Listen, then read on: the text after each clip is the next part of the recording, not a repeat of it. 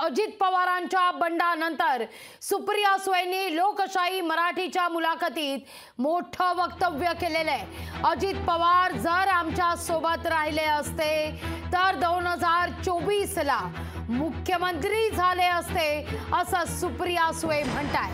लोकशाही पॉडकास्ट मध्ये बोलताना सुप्रिया सुळे यांनी अजितदादांच्या बंडावर परखड वक्तव्य केलंय। निवडणुकीचा बिगुल वाजण्यापूर्वी सगळ्यात मोठी मुलाखत फक्त आणि फक्त लोकशाही मराठीवर तुम्ही पाहू शकणार आहात। अजितदादा राहिले असते तर 2024 ला ते राज्याचे मुख्यमंत्री झाले असते असं लोकशाही पॉडकास्ट मध्ये खासदार सुप्रिया सुळे यांनी मोठं वक्तव्य केलंय। पण तुम्ही आता म्हणतात की सगळी नेते मंडळी सगळं तुम्ही त्यांना पदं दिली, तुम्ही म्हणतात ते दे were part of decision making. आणि एक तुम्ही महत्त्वाचं वाक्य म्हणालात की जे टीका भारतीय जनता पक्ष करणार नाही ती तुमचेच एकेकाळचे सहकारी तुमच्याच राष्ट्रवादी परिवाराची मंडळी करतायत। What went wrong exactly? काय? I have no idea, you have to ask them. तुम्ही काहीतरी अनालिसिस केलं असेल सुप्रिया सुळेंनी? मी असं अनालिसिस केलंय की त्यांची काही वैयक्तिक अडचणी असू शकतात, कारण का दुसरं काही कारणच नव्हतं।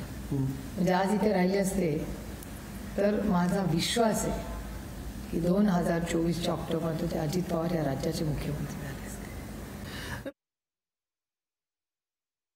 आज इथे राहिले असते तर 2024च्या ऑक्टोबरमध्ये अजितदादा राज्याचे मुख्यमंत्री झाले असते असं मोठं वक्तव्य लोकशाही पॉडकास्ट मध्ये खासदार सुप्रिया सुळे यांनी केलेलं आहे। निवडणुकीपूर्वी किंबहुना निवडणुकीचा बिगुल वाजण्यापूर्वीची ही सगळ्यात मोठी मुलाखत आपण पाहतोय।